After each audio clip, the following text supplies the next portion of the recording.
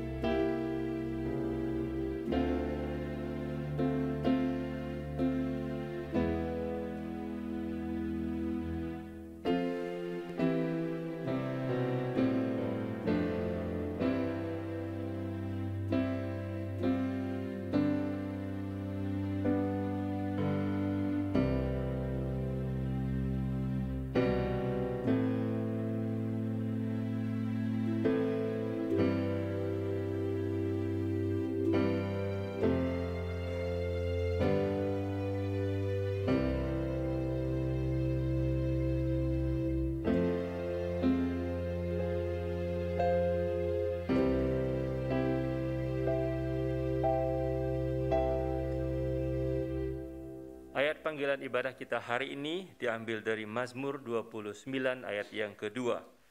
Berilah kepada Tuhan kemuliaan namanya, sujudlah kepada Tuhan dengan berhiaskan kekudusan. Kita bersama-sama bernyanyi satu pujian dengan judul Ku Kagum Hormat Akan Engkau.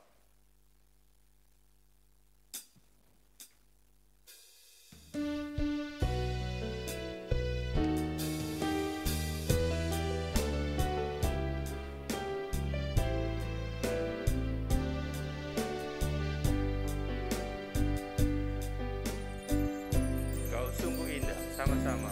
Kau sungguh indah tiada taranya, sungguh menakjubkan, sungguh ajaib dimengerti, sungguh ajaib dimengerti, lebih dari semua yang ada. Hikmatmu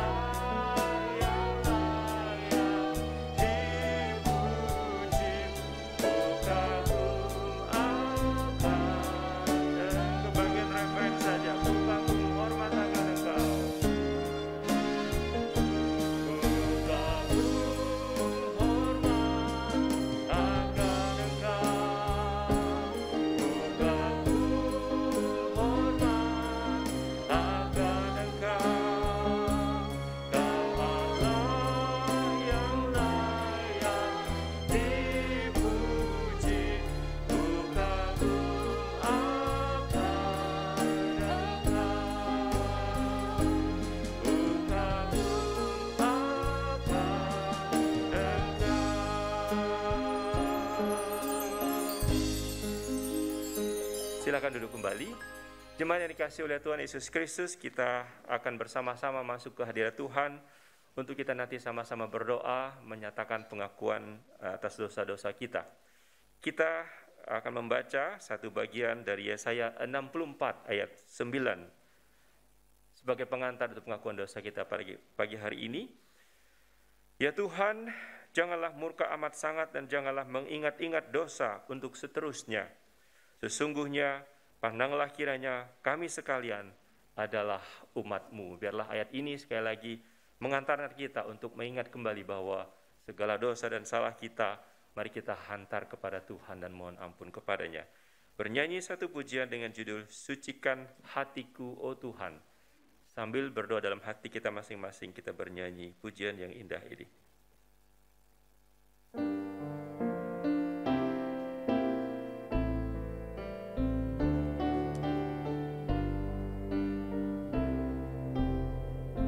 Sucikan hatiku. Sucikan hatiku, oh Tuhanku. Semua ku serahkan kepadamu.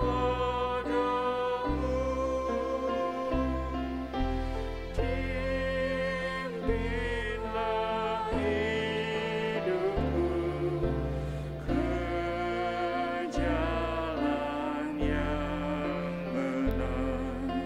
Sucikanku, oh Tuhanku. Bait kedua, sucikan hatiku. Sucikan hatiku, oh Tuhanku. Ku mau turut selalu kehendak-Mu. Kaulah sahabatku, kaulah sahabatku yang memimpin tanganku. Pimpin sucikan aku, oh Tuhan. Sucikanku, oh Tuhanku. Untuk bait ketiga kita bangkit berdiri. Sucikan hatiku, oh Tuhan. Sucikan hatiku, oh Tuhanku. Ku akan melihat sri wajah-Mu. Hapuslah dosaku, ku taat perintah-Mu. Sucikanku,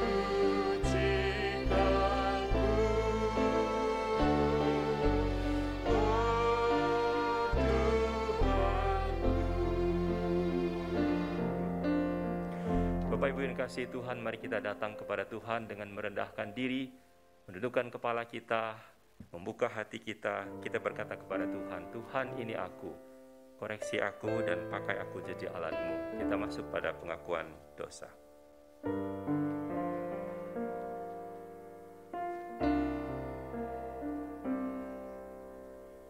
Bapa dalam surga, Engkau tahu bahwa selama kami ada di dunia ini, kami tidak akan pernah terlepas dari pencobaan, kesulitan, masalah, dan tantangan yang berkepanjangan yang seringkali membuat kami jatuh, kami gagal, sehingga kami berdosa di hadapan-Mu. Kami seringkali mengandalkan kekuatan kami. Kami seringkali mengandalkan kemampuan kami. Kami tidak melibatkan Engkau, kami tidak mengandalkan Engkau di saat kami menghadapi pencobaan, kesulitan, tantangan, maupun masalah hidup kami.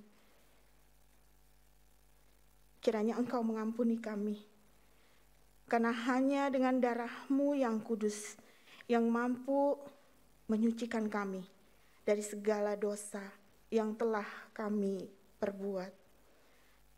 Dan kami mohon Roh Kudus-Mu senantiasa bertahta dan menjaga hidup kami, agar kami dapat melakukan firman-Mu. Di dalam nama Tuhan Yesus Kristus Sang Penebus kami berdoa. Amin. Silakan duduk, jemaat sekalian. Janji pengampunan dosa terambil dari Roma 6 ayat 17-18. Tetapi syukurlah kepada Allah, dahulu memang kamu hamba dosa, tetapi sekarang kamu dengan segenap hati telah mentaati pengajaran yang telah diteruskan kepadamu. Kamu telah dimerdekakan dari dosa dan menjadi hamba kebenaran. Bersyukur kepada Tuhan untuk pengampunannya kepada kita semua.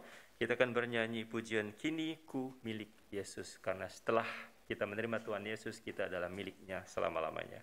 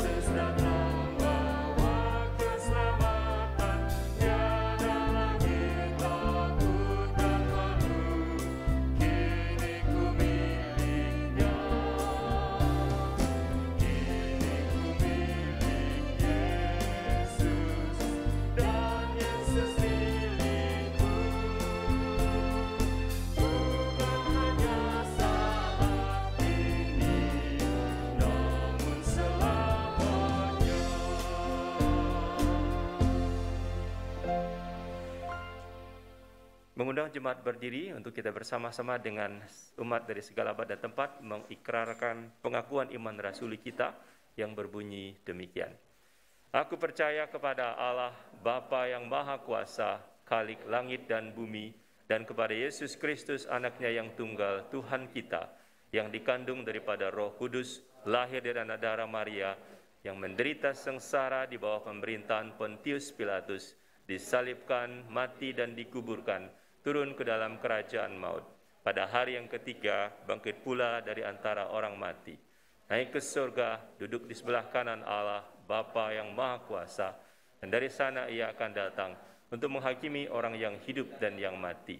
Aku percaya kepada Roh Kudus, gereja yang kudus dan am, persekutuan orang kudus, pengampunan dosa, kebangkitan tubuh, dan hidup yang kekal. Amin. Silakan duduk kembali. Bapak Ibu Saudara yang dikasihi oleh Tuhan Yesus Kristus, kita akan bersama-sama mendengarkan firman Tuhan yang pada hari ini akan disampaikan oleh Guru Injil Astri Sinaga. Kita akan bernyanyi satu nyanyian, Ubah Hatiku, versi bahasa Indonesia dan bahasa Inggris. Sama-sama kita mempersiapkan hati kita, berdoa kepada Tuhan, biarlah firman Tuhan hari ini boleh menerangi kita, mengubah kita menjadi orang yang Tuhan kehendaki.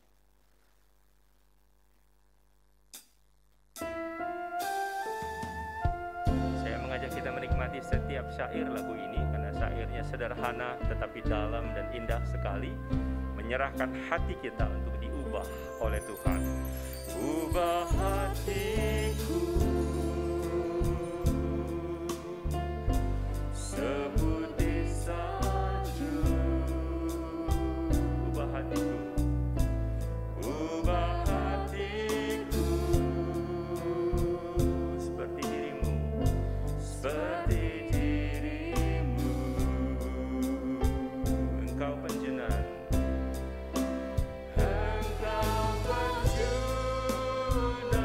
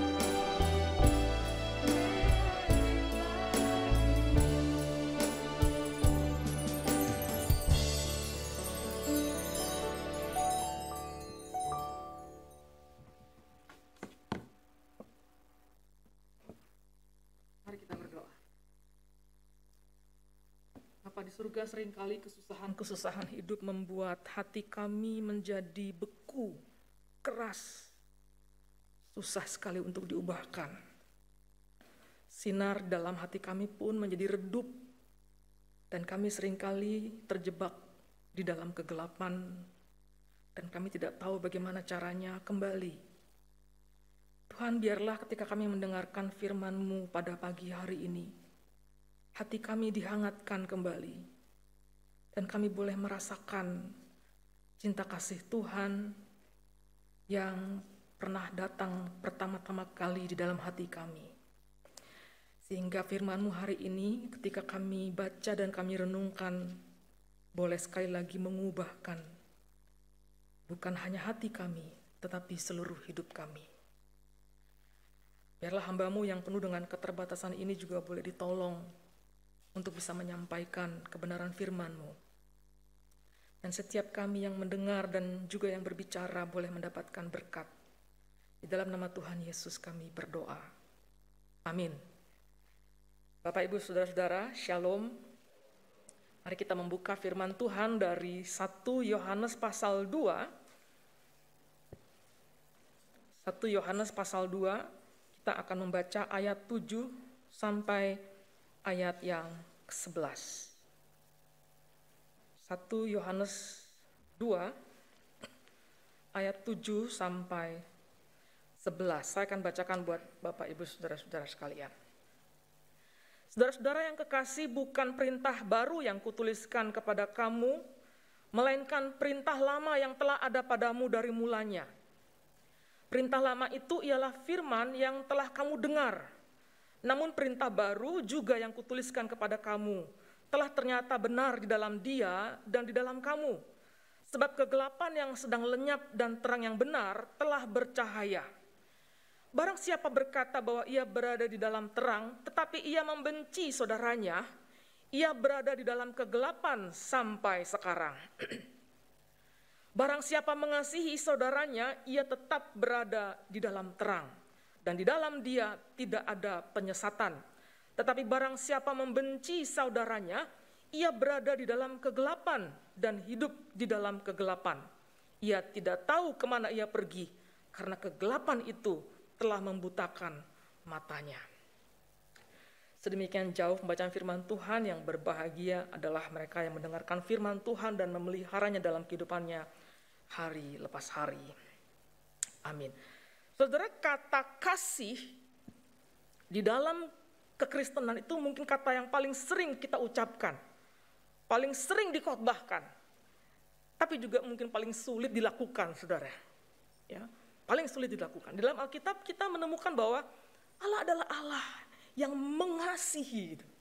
Bahkan kasih adalah karakteristik Allah yang paling jelas dan sering disebut tentang dirinya.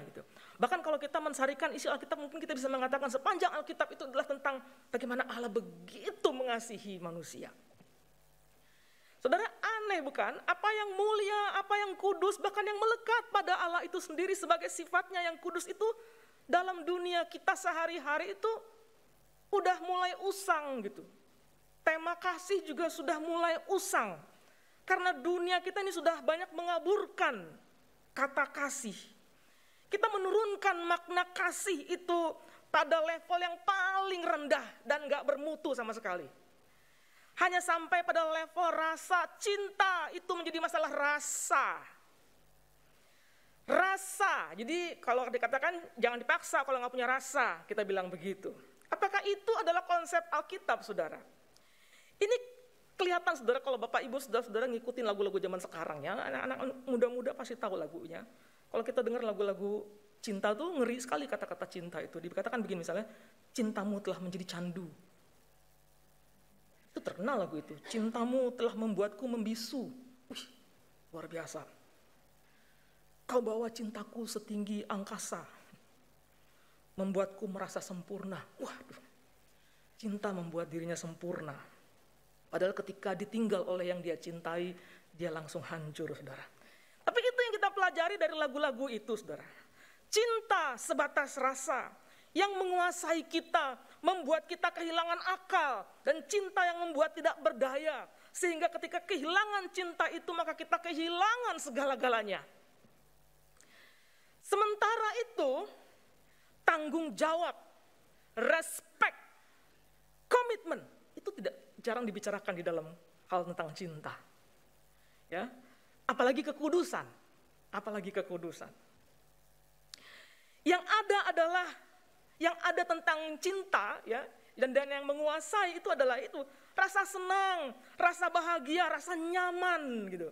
Kenyamanan tanpa tanggung jawab, rasa tanpa komitmen, bahkan keterbukaan tanpa penghormatan. Nah, itulah cinta yang ada di zaman ini. Sesungguhnya memang kita perlu terus belajar dan melihat kepada makna kasih yang sejati, yang sesungguhnya bukan lahir dari dunia ini, saudara. Dan itulah yang sedang dibicarakan oleh Yohanes ketika dia bicara tentang kasih Allah di sepanjang kitab ini, saudara, atau surat ini. Saudara, John Stott di dalam buku komentarinya tentang surat Yohanes yang pertama ini, dia menceritakan apa yang dituturkan oleh Jerome, seorang bapak gereja. Dalam ceritanya itu Jerome mengisahkan bahwa Yohanes itu di usianya yang sangat tua itu masih berkhotbah dan dia menasihati jemaatnya, saudara. Dan ketika dia ingin berkhotbah dan menasihati jemaatnya, biasanya kemudian karena dia sudah sangat tua sekali, saudara, dia ditopang oleh murid-muridnya. Lalu ketika dia mulai bicara, dia akan mengatakan, saudaraku, marilah kita saling mengasihi. Let us love one another, katanya gitu. Nah, ini kalimat yang sering dia ucapkan, saudara. Sampai murid-muridnya suatu kali gelisah dan bertanya, Yohanes, kenapa kamu kok kalau khotbah itu lagi ya? Mungkin kalau kita dengar pengkhotbah, ini kok orang khotbah itu mulu begitu. Dan mereka juga mengatakan itu kepada Yohanes, mengapa kamu ngomong kalimat itu terus? Lalu Yohanes bilang begini, karena itu memang perintah Tuhan. Kalau itu sudah kita lakukan, maka cukuplah semuanya, katanya gitu, saudara. Saudara, kita boleh saja mengatakan tema kasih itu sudah usang, itu lagi, bahkan kita mungkin semakin skeptis tentang kasih, kita berpikir, susah menemukan orang yang sungguh-sungguh mengasihi. Tapi memang mengasihi adalah hal yang tidak ada habis-habisnya untuk terus dipelajari. Bahkan sampai pagi ini juga, kita perlu belajar lagi tentang apa itu kasih. Ini adalah pesan yang harus terus diingatkan kepada kita. Dan Yohanes tahu persis akan hal itu sehingga pesan yang dia sampaikan memang tidak banyak. Itu terus menerus dikatakannya. Let us love one another. Mari kita saling mengasihi. Dan dia menjelaskan semuanya ini berkisar tentang hal itu, saudara. Yohanes menyatakan dirinya sebagai saksi yang melihat langsung dan merasakan kasih Allah. Dia bukan mendengar dari mulut ke mulut, tetapi dia sendiri melihat langsung di dalam relasinya yang langsung, yang otentik dengan Kristus itu sendiri. Saudara, dalam bagian firman Tuhan yang kita baca ini, Yohanes berbicara kasih itu sebagai perintah. Bukan semata-mata rasa, saudara. Ya, mungkin kita berpikir kasih itu adalah perasaan yang muncul dalam hati kita. Seringkali kasih itu muncul karena kita pikir kita merasakan kehangatan. Kalau ada orang di samping kita ini yang baik hati ini ya, sehingga hati kita hangat karena orang ini, sehingga ketika hati kita hangat, kemudian kita jadi berbuat hal-hal yang baik terhadap dia. Tetapi di sini dinyatakan sebagai perintah. Perintah, ini bukan sekedar perasaan, ya. Ini perintah, dan di dalam perintah itu dibutuhkan ketaatan, saudara. Yohanes berkata, ini bukan perintah baru, tetapi ini adalah perintah lama yang kamu miliki sejak awal. Perintah lama adalah firman yang telah kamu dengar dari mulanya. Artinya apa yang diajarkan ini bukan hal yang baru. Ini sudah ada dalam perjanjian lama. Kasihilah Tuhan Allahmu dan kasihilah sesama. Tapi Yohanes juga bilang ini perintah baru. Membingungkan ya. Perintah baru yang kutuliskan kepada kamu. Tapi katanya perintah lama. Tapi juga perintah baru. Saudara, Yohanes tidak bermaksud membingungkan kita. Yohanes tidak bermaksud membingungkan pendengarnya. Ya. Apa yang Yohanes ajarkan sebenarnya adalah ajaran Tuhan Yesus sendiri. Ketika Kristus menyimpulkan segala sesuatu yang diajarkan oleh Taurat dan para nabi dengan berkata, kasihilah Allah dengan segenap hatimu dan kasihilah sesamamu manusia seperti dirimu sendiri. Nah, Bapak Ibu Saudara-saudara, dalam Yohanes pasal 13 ayat 34 Yesus mengatakan begini. Aku memberikan perintah baru kepada kamu, yaitu supaya kamu saling mengasihi, sama seperti aku telah mengasihi kamu, demikian pula kamu harus saling mengasihi. Nah, saudara, tentang mengasihi Allah, semua orang Yahudi juga tahu gitu perintah itu, ya, bahwa mereka harus mengasihi Allah. Tentang mengasihi sesama, orang juga tahu bahwa bentuk dari mengasihi Allah itu mereka harus mengasihi sesama. Tapi apa yang baru, saudara?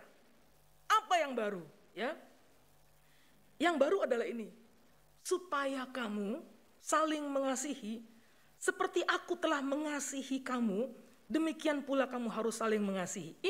Ini yang baru. Ini adalah standar yang baru. Mengasihi dengan cara apa? Seperti Yesus mengasihi. Mengasihi seperti yang Kristus sudah lakukan kepada kita.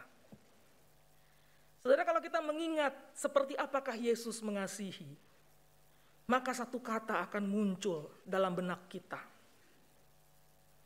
Pengorbanan atau sacrificial love, ya. Mengasihi sampai titik harus membayar dengan mahal. Mengasihi sampai harga yang harus dibayar itu adalah kematian sekalipun. Mengasihi yang tidak murahan. Mengasihi yang bukan untuk hatiku enak. Mengasihi sampai-sampai kita bisa merasakan sakitnya. Itulah sacrificial love. Saudara, ada kisah menarik di Perjanjian Lama, di 2 Samuel 24, di mana Daud melakukan kesalahan. Dia melakukan kesalahan, kemudian dia memohon ampun dari Tuhan. Lalu Tuhan menginstruksikannya supaya membangun sebuah mezbah bagi Tuhan, ya, sebagai bentuk permohonan ampunnya. Lalu Tuhan memerintahkan, masalahnya gini, Tuhan memerintahkan Daud membangun mezbah itu di satu tanah yang dimiliki oleh seorang bernama Arauna namanya, ya, di 2 Samuel pasal 24. Arauna ini punya tanah dan punya tempat pengirikan, dan Tuhan minta Daud membangun mezbah di situ. Jadi Daud pergilah kepada Arauna ini dan menyatakan keinginannya bahwa dia ingin membangun mezbah. Arauna didatangi raja langsung bilang begini, "Oke, raja, semua tanah ini adalah milikmu, aku berikan kepada kamu." Daud bilang, enggak, aku mau beli. Aku mau beli untuk kemudian aku bangun mezbah di sini. Arauna bilang, "Engkau raja, engkau memiliki semuanya, ambil semuanya buat kamu," kata Arauna. Menarik sekali Daud mengatakan begini, saudara. Di pasal 24 ayat 24 dia bilang begini, "Aku mau membelinya daripadamu dengan membayar harganya." Perhatikan ini baik-baik. "Sebab aku tidak mau mempersembahkan kepada Tuhan Allahku korban bakaran dengan tidak membayar apa-apa." Lalu saudara-saudara, Daud membayar 50 shikal perak untuk tanah itu. Saudara, Daud tidak tergoda untuk melakukannya dengan cara gampang. Dia bisa saja mendapatkan itu, tapi dia tahu bahwa itu penting bagi Tuhan. Tuhan ingin melihat kesungguhan Daud mengasihi Tuhan. Daud memperlihatkan kasihnya dengan upaya yang besar. Dia nggak mau mengasihi dengan cara yang cheap, murahan. Tetapi dia mengasihi dengan upaya yang besar yang muncul dalam dirinya. Dia tidak mau melakukan sesuatu yang meaningless. Itu bukan pengorbanan. Tindakan kasih yang besar akan dinyatakan dengan upaya yang besar. Ada harga yang harus diberikan. Saudara, karena kasih itu perintah, maka ada upaya besar yang harus kita lakukan. Walaupun untuk itu, kita merasakan sakitnya. Merasakan sakitnya. Anda yang punya anak-anak remaja, mungkin ini saatnya Anda harus benar-benar berupaya merasakan kasih yang menyakitkan. Seringkali anak-anak, ya, di masa-masa remaja ini sangat sulit diatur. Anda begitu mengasihi anak-anak Anda, ya, ketika mereka beranjak remaja, mereka menginginkan banyak, Anda sediakan, semua fasilitas diberikan, ya, apapun yang mereka minta Anda kasih, gadget yang paling mahal sekalipun, mau apa, semua Anda kasih, Anda berikan. Tapi seringkali anak-anak itu tidak menginginkan Anda. Dia hanya menginginkan segala fasilitas yang Anda berikan kepada dia. Ya, sehingga ketika Anda bertanya, kamu sudah belajar belum? Kenapa sih mama nanya-nanya? Kamu udah belajar belum? Kok ngurusin banget sih mama? Jangan di kamar saya deh, di luar aja gitu. Lalu saudara merasa dia hanya menginginkan seluruh fasilitas, seluruh harta yang engkau punya, tapi dia tidak menginginkanmu. Saudara, banyak orang tua sakit hati dengan percakapan model seperti ini. Anak-anak yang remaja yang ditanya, lalu ngelihat mukanya dengan sebel, bahkan gak menjawab, diam aja. Mesti ditanya 3 kali, dijawab yang ketiga kali dengan nada marah. Banyak orang tua sakit hati dan banyak orang tua menangis melihat perlakuan anak remajanya. Tapi dia harus menahan diri, dia harus mengelolanya, dia harus tetap mengasihi anaknya, mengasihi sampai terasa sakit. Saudara, bila mengasihi adalah suatu perintah,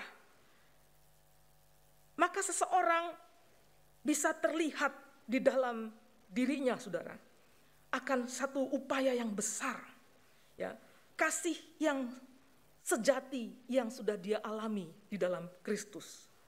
Bila mengasihi adalah suatu perintah, maka seseorang harus melakukannya karena memang itu adalah tindakan kasih yang dia sudah rasakan di dalam Kristus. Kristus yang menyelamatkan dirinya, Kristus yang mengubah dirinya, Kristus yang sudah mengubah dari berdosa dan dibenarkan, kemudian dari gelap masuk ke dalam kehidupan yang terang. Ketika seseorang menerima kasih Kristus, maka mereka disanggupkan hidup dalam terang. Kegelapan tidak lagi menguasai, melainkan terang yang benar itulah yang bercahaya. Dengan demikian, Bapak Ibu Saudara-saudara, di sini sebenarnya ingin memperlihatkan bahwa ada satu perbedaan yang jelas antara cinta yang sejati dan cinta yang palsu. Dalam ayat 10 Yohanes mengatakan gini, barang siapa mengasihi saudaranya, ia tetap berada di dalam terang, dan di dalam dia tidak ada penyesatan. Di dalam dia tidak ada penyesatan. Dalam bahasa Inggris dikatakan there is nothing in him to make him stumble. Atau artinya tidak ada kesempatan untuk membuatnya tersandung. Apa artinya tersandung, saudara? Bukan tersanjung ya. Tersandung. Ada 2 hal yang bisa kita petik tentang tersandung. Yang pertama artinya bila kita mengasihi saudara kita dengan kasih yang sejati, ini adalah tanda bahwa ketaatan kita pada Tuhan. Dan ini menunjukkan bahwa kita ada di dalam terang itu. Jadi ketika kita mengasihi sesama kita dengan kasih yang sejati, tahu dari mana, ya? Itu menunjukkan apa? Itu menunjukkan bahwa kita ada di dalam terang. Tidak ada penyesatan, berarti kita tidak akan melakukan yang jahat kepada dia. Tidak ada kebohongan. Kalau kita mencintai, mengasihi seseorang, tidak ada kebohongan, tidak ada penipuan, tidak ada manipulasi, tidak ada pembodohan. Bila kita mengasihi seseorang, kita tidak akan melakukan yang jahat kepada dia. Karena terang menuntun kita, memampukan kita untuk menyatakan kasih kita. Itu yang pertama. Yang kedua, ketika kita mengasihi saudara kita dengan kasih yang sejati, maka kita sebenarnya sedang mengajarkan kepada orang itu dan kepada orang lain yang melihat juga akan kasih Kristus yang sejati. Kita sedang mengajarkan kebenaran tentang Kristus kepada orang lain. Dan kita tidak akan membuat orang lain jadi tersandung. Bahkan kita akan memenangkan orang lain yang tidak mengenal Kristus sekalipun untuk bisa datang kepada Kristus.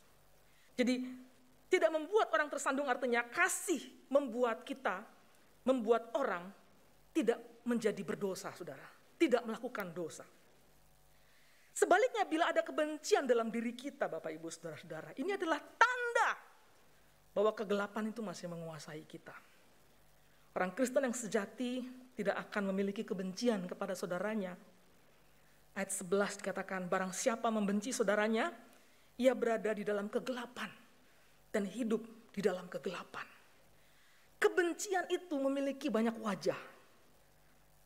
Kelihatan dalam berbagai bentuk, saudara. Jadi benci itu, coba kita renungkan sedikit tentang benci itu.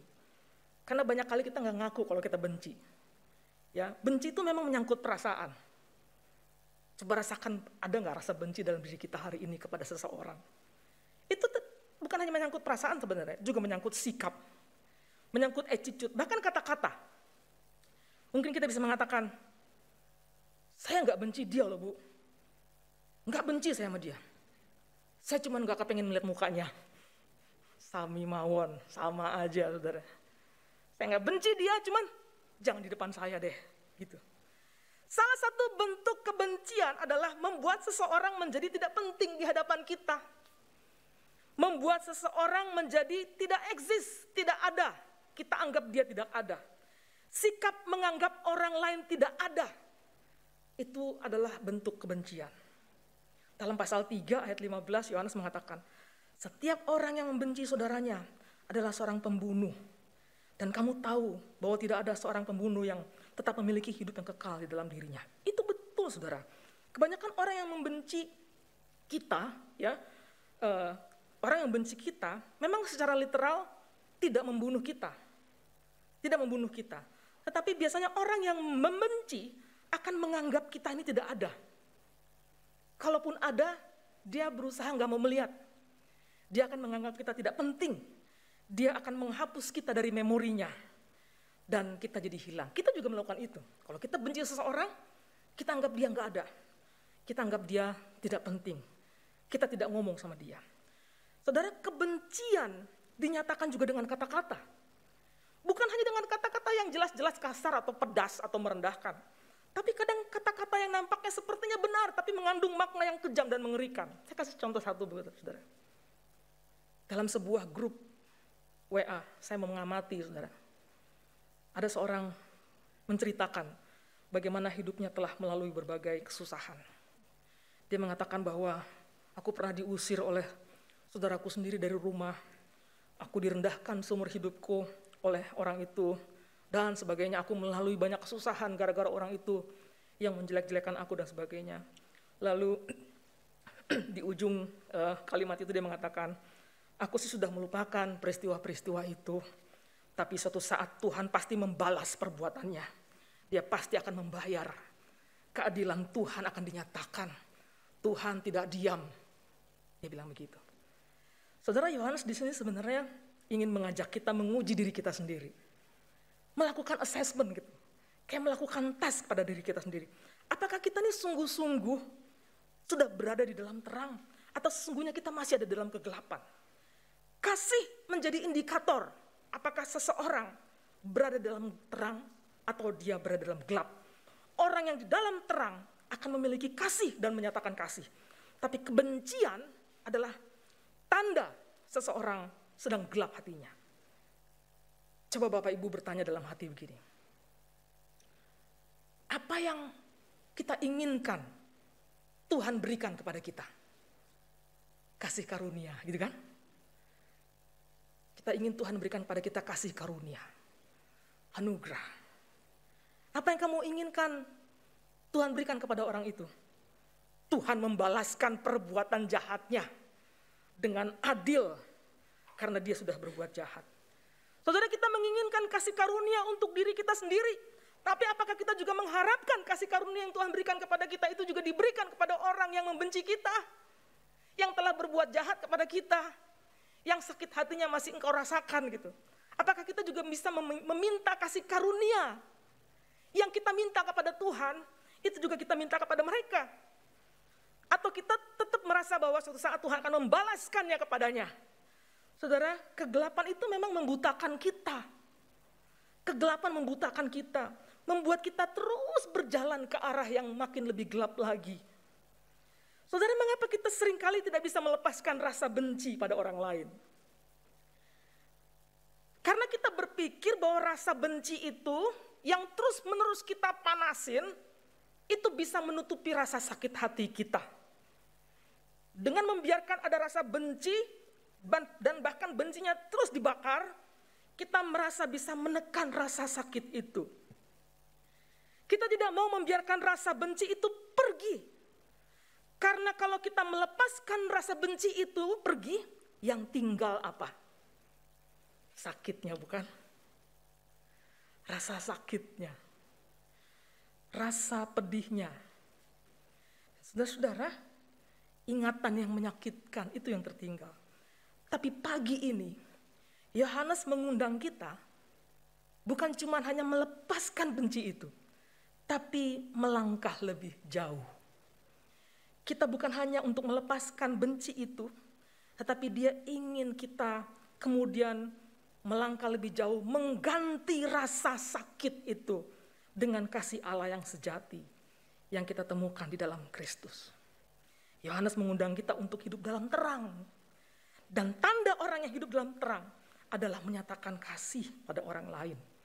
Akhirnya kasih menjadi motivasi, kasih menjadi kekuatan, kasih menjadi pendorong, kasih menjadi alasan, kasih menjadi pola pikir, kasih menjadi natur kita.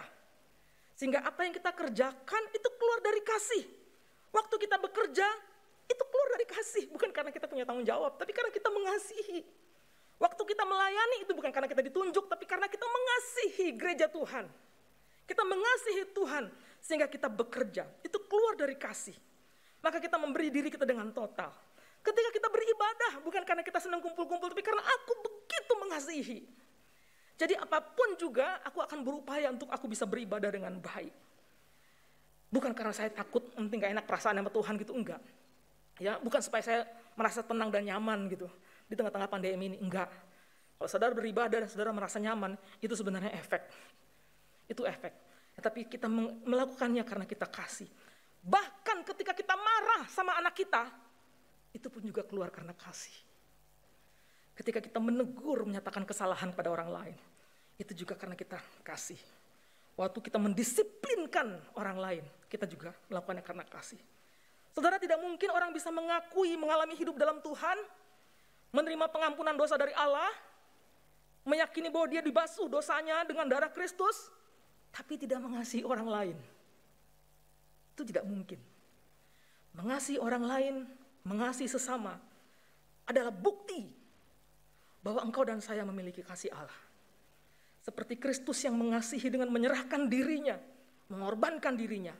Sejauh itulah kita dituntut juga mengasihi orang lain. Mengasihi dengan memberi diri bagi orang lain. Mengasihi bukan dengan sekedar mulut dan perasaan, tetapi dengan memberi diri kita. Artinya kita melakukan, mengupayakan, memperjuangkan dengan sekuat tenaga, dengan sepenuh kemampuan kita. Karena kita sudah lebih dulu merasakan kasih yang sejati itu. Amin. Mari kita berdoa.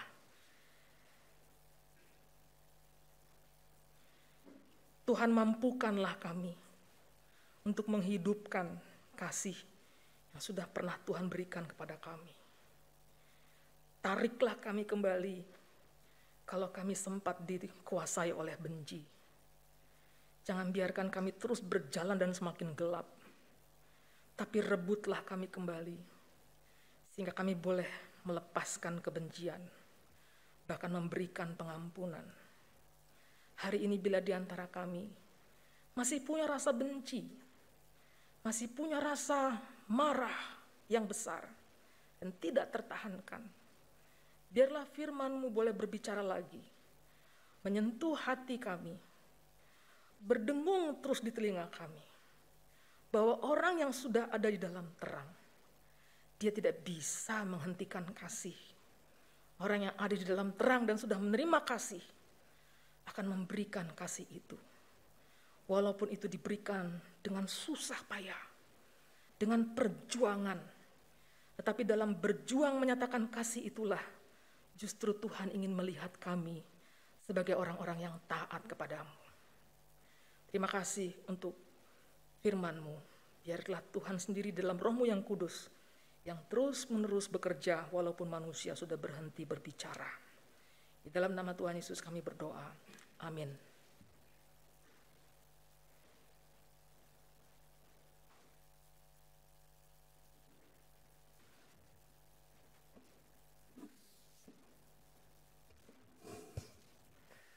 Demikian tadi Bapak Ibu Saudara yang dikasihi oleh Tuhan, kita sudah sama-sama belajar dari firman Tuhan, dan saatnya kita akan mensyukuri apa yang sudah kita pelajari itu dengan kita sama-sama memberikan persembahan kita untuk pekerjaan Tuhan di tempat ini. Persembahan minggu ini dapat dilakukan dengan scan QR code yang ada di depan Bapak Ibu masing-masing, khususnya yang ada di ruangan ibadah. Ya, Bapak Ibu yang ada di rumah silakan scan nanti QR code yang muncul di layar monitor Bapak Ibu masing-masing. Atau bisa juga ditransfer ke rekening BCA dengan nomor 001 305 2422 atas nama Gereja Kristus Yesus. Kita bernyanyi satu pujian, Ada Terang Dalam Hatiku, bait pertama, 2, dan 3, sambil kita memberikan persembahan.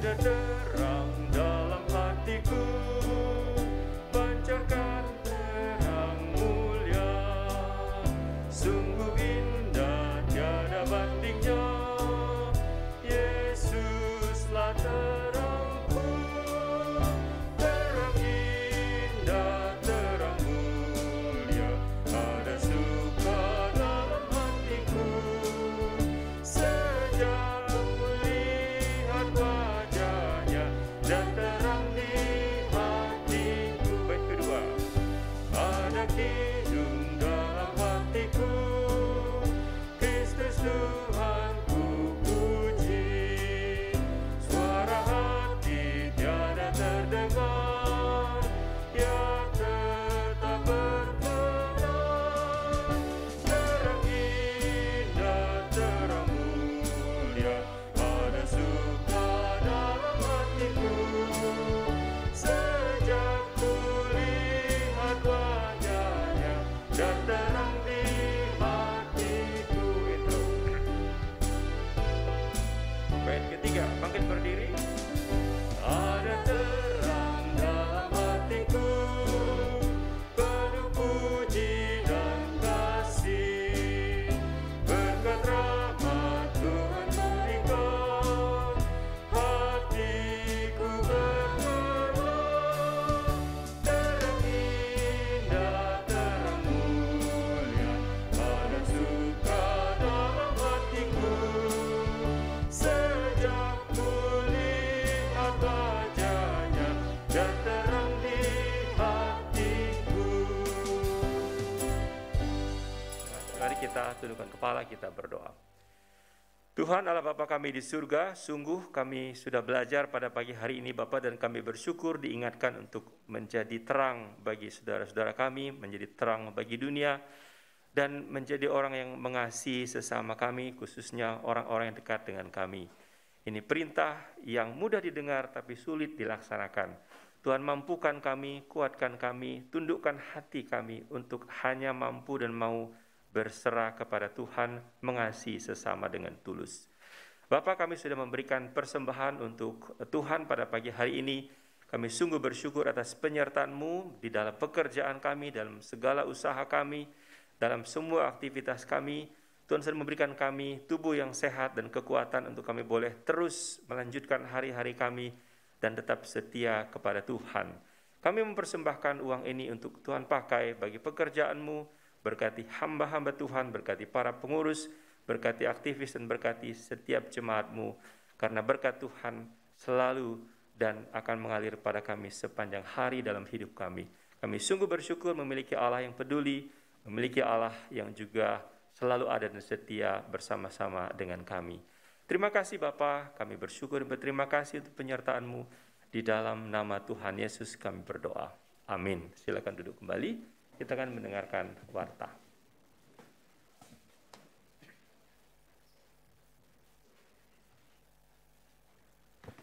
Shalom, jemaat yang kasih dalam Tuhan, baik kita yang ada di gedung gereja ataupun kita yang ada di rumah kita masing-masing di dalam ibadah live streaming hari ini. Kiranya Tuhan memberkati setiap kita, dan terima kasih kepada Guru Injil Astri Sinaga yang telah menyampaikan firman Tuhan di kebaktian umum pertama. Tuhan memberkati.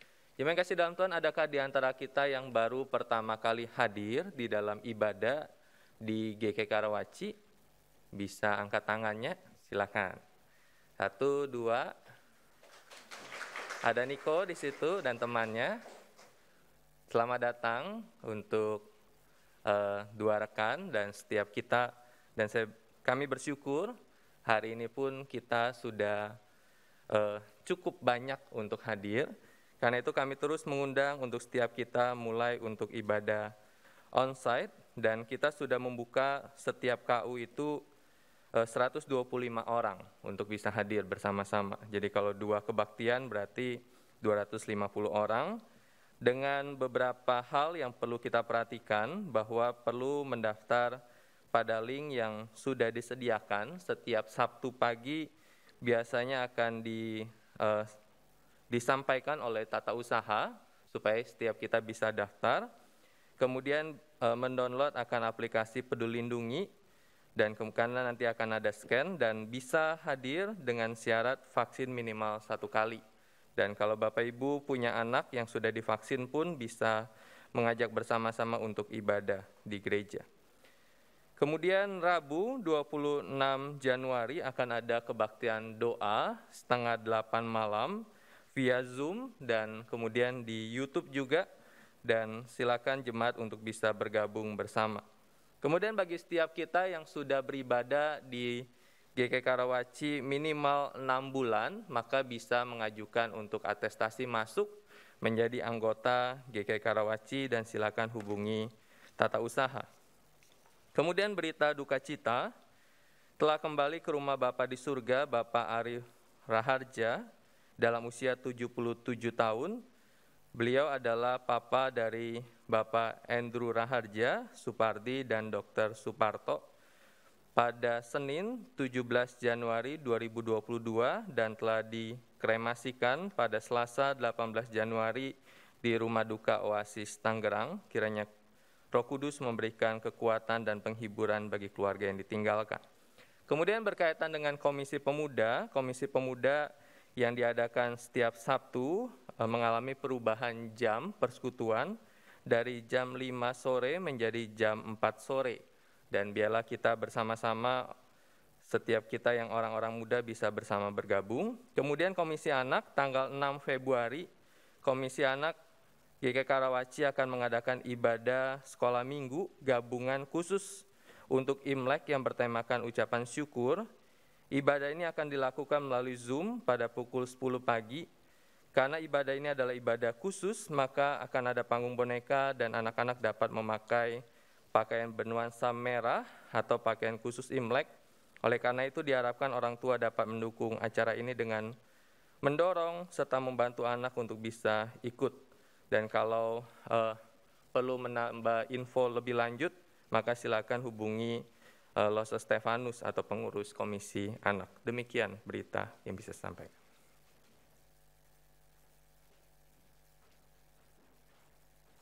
Jemaat yang saya kasih dalam Tuhan, saya mengundang kita berdiri. Bapak Ibu sudah mendengarkan firman Tuhan pada pagi hari ini, dan biarlah setiap firman Tuhan kita sungguh-sungguh boleh menggumulinya dan kita lakukan dalam kehidupan kita. Kembalilah ke dalam kehidupan sebagai seorang murid Kristus, taatilah firman dan bersaksilah bagi Tuhan. Kuatkanlah yang lemah dan bantulah yang kekurangan. Kasihlah dan lainnya Tuhan dengan segenap hatimu. Doksologi.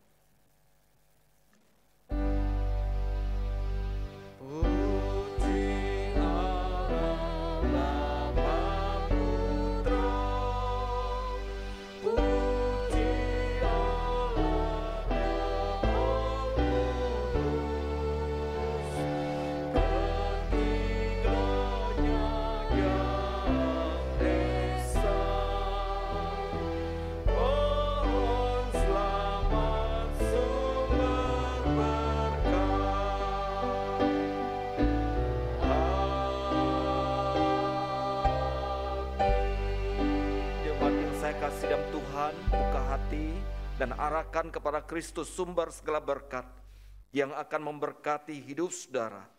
Tuhan memberkati engkau dan melindungi engkau. Tuhan menyinari engkau dengan wajah-Nya dan memberi engkau kasih karunia. Tuhan menghadapkan wajah-Nya kepadamu dan memberi engkau damai sejahtera saat ini, bahkan sampai selama-lamanya. Amin.